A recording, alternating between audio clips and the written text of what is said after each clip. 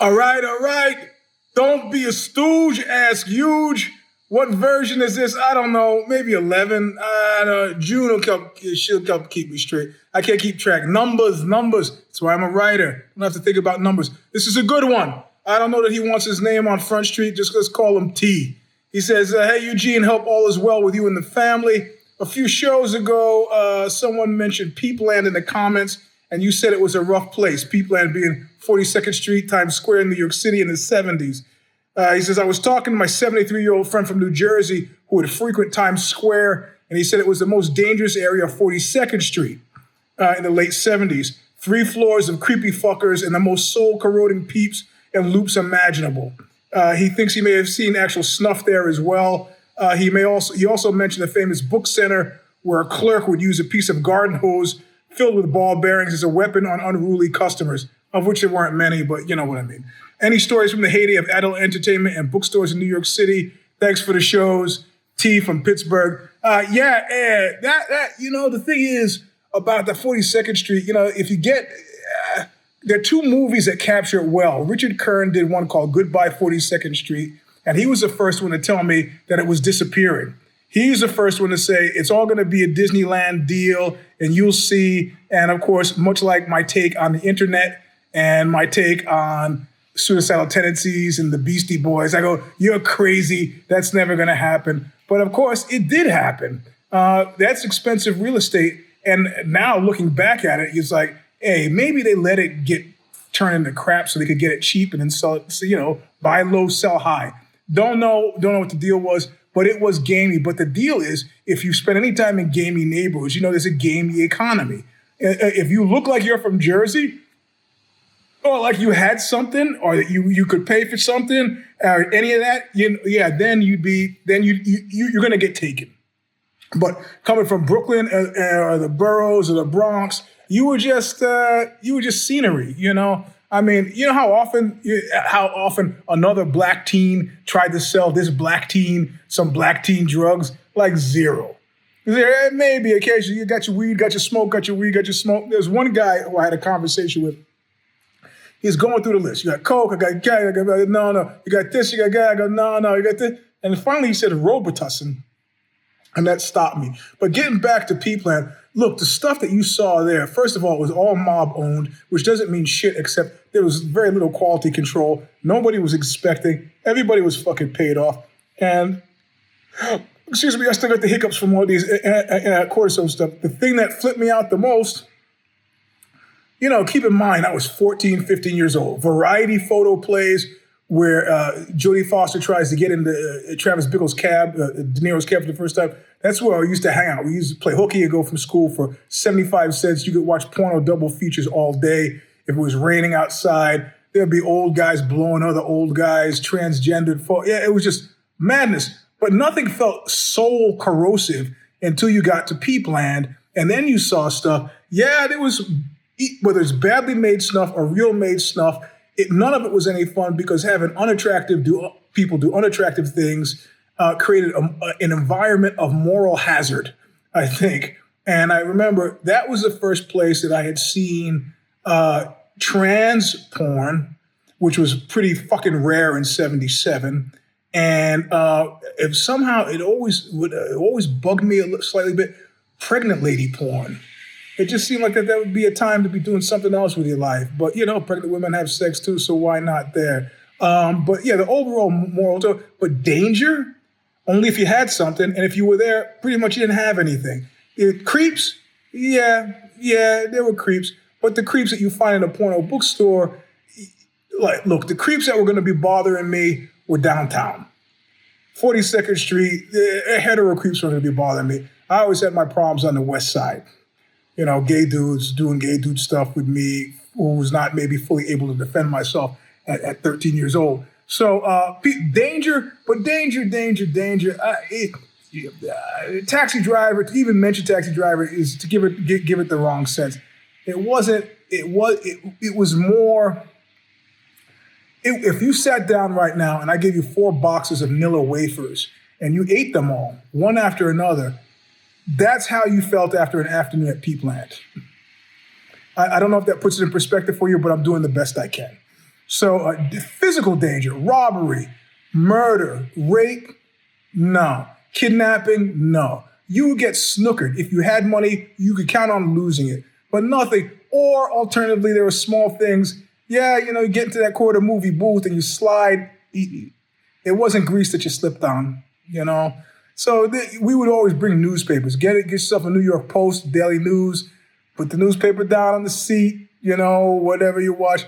And we weren't really, 14, 15, we weren't jerking off in public. So it was just visual. It was hard to get pornography in 77. So, but yeah, Peep Land, I like I said, when my interview with Chris Rock, I think about it fondly, the 42nd Street gamey shit, but it's probably not the adult in me that's thinking that. It's me remembering the 15-year-old kid. The interesting question about that is, has it framed my understanding of sexuality in any way? And I don't know. I had an ex call me a clot of vice. So maybe it has, but in general, I feel pretty healthy and wholesome and unrobbed. So second question, let's see. What after your piece on circle jerks, what would have been considered improper etiquette in the circle pits of punk shows in the 70s? Were there unspoken rules of conduct? Well, definitionally speaking, punk and hardcore, they were different. I remember, I'm old enough, like Harley Flanagan, who I'm a few years older than, I remember people doing pogo. The Huntington Beach strut, or what they call thrashing, which then the bad brains start calling moshing, and then circle pits, which were because the CBs were small, and most of their circle pits didn't make it through to California, except from East Coast guys. The rules were different. In New York in 77, everybody was pogoing. I remember when the Huntington Beach strut or stride, which is what we call moshing or thrashing, made it to, and I remember all the older New York punks, and they were talking about 4 or 5 years older than us, people in college, graduated from college, they were not digging on it. They didn't get it. You fucking took their drinks and went back to the bar. All the kids who came in for, let's say, process of elimination tour from the Midwest who knew what was up, yeah, they were doing it. So rules of etiquette, though, were unspoken but fucking very direct. In that your time in the pit, whether it was a circular mosh pit or like a California-style free-for-all mosh pit, was to de-signify everything that happened in the pit. Yeah. For example, if you got knocked down, somebody picked you up, and you understood that by force of the fact that you were in the pit, you might get knocked down. All right? De-signify, depersonalize. If you find yourself going after somebody, if a person feels a push from behind, it seems kind of purposeful, and you look and the person's eyeballing you, you go, okay, that's one. Right? So, or if somebody's getting kind of grabby with, violate your sense of fair play, kind of grab you with a girl or something. And usually it was a fashion call. You'd see somebody who looks slightly like they don't really know what's going on. Like they heard about some shit or somebody dragged them along and they got their UCLA sweatshirt on. Maybe, they're like, oh, I heard I could go fuck up some punk rockers or some shit. And they were confused, some of these people, depending on where you were locally, about whether this was punk rock versus hardcore. And they quickly got their asses handed to them. And typically, it was because they personalized, pushed somebody too hard, gave somebody a dirty look, and that finger would go up. Somebody in the crowd would point and identify the person, and then the circle would get tighter and tighter around them, and then there would be a boot party. How many times have I seen this? 6 times, 7 times? Did I intervene? 1 time. 1 time, I thought, look, the guy's got a vest on. He's clearly like a metal kid. And I grabbed him by the vest and just threw him out of the pit because they were stomping on him. And he just, he had not committed a crime, did not deserve to be there. Did not deserve. And yes, this, for those who don't know and don't listen to the Show Stomper, I got an ingrown hair here, which is fucking ridiculous. It's swollen like fuck and my face hurts. So anyway, and last question. During your recent break from jiu-jitsu, which is now continued, I was at jiu-jitsu today, but I can't roll with this ball on my face. You spoke of intrusive thoughts that crept in with the absence of training. I did indeed. Were these comments tongue-in-cheek? They were not.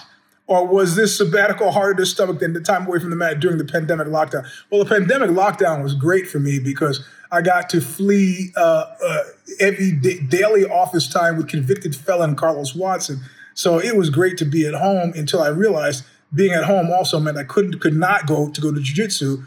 But I had a great house in California, and it was, a nice pond in the back, and it was pretty mellow. I didn't have the same kind of intrusive thoughts. I got a great house now, but my shoulder's killing me. But the circumstances are different, and for whatever reason, I'm not to get too personalized, but this is the point of the show. I have a list of 46 things, correctives that need to be made to the place I'm sitting in now. And you would know how significant that was if you knew Spanish, if you had a Spanish workman lined up to do anything for you. Having 46 things on a list of things that need to be done is kind of like, it's like Sisyphean or like Tantalus or something from Dante's Inferno. It's like, they're not good at tracking. They're not good at following up. They're not good at showing up. So if you're the one that's organized, you got to carry this shit in your head that really I don't want it in my head. I don't want to have to think about, hey, man, did you put the tan caulk in the spot under the sink in the downstairs? I don't want to have to think about stuff like that. So my thoughts have been turning murderous because, they say the psychopathic thought process is always the quickest point between QTAT, quick time across town, the quickest point between two lines, right? I could save substantial time and energy if I murder the guy, take his money, pay to have somebody else do it myself, and I'm home free to sit and think pleasant thoughts in the late afternoon sun. So I was springtime and a young man's fancy turns to thoughts of homicide. But I think even just this week, I went Monday to train. It is now Wednesday. I had to miss yesterday. I thought if my face went down, I would roll anyway, but it hasn't. And somebody said 10 skin. I have 10 skin showing up. I just ordered some 10 skin. So we'll see. I got to wash it now. The show is over. But let's see. I will get... So there you go. This is what I'm dealing with. Yeah. I'm going to put some hot water on it, wash it out, see what happens. So anyway, that's Ask Euge. Whatever number it is, don't be a stooge. Ask Euge! Yeah! Come on! And don't forget the Show Stomper, as well as the Substack you should sign up for. See you soon. Bye.